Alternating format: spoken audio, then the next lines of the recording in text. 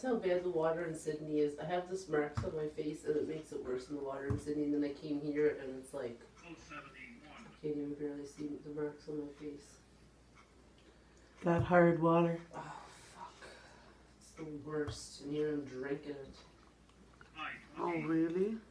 Oh, yeah. I'm drinking the water. Like, I don't even have a filter thing, just drinking those Sydney water. Because I told Tracy here I go to the gym and eat very healthy, I'll probably still get cancer from drinking the water.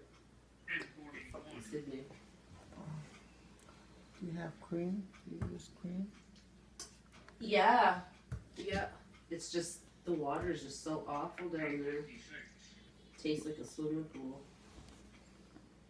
There's fluoride and chlorine and everything in it.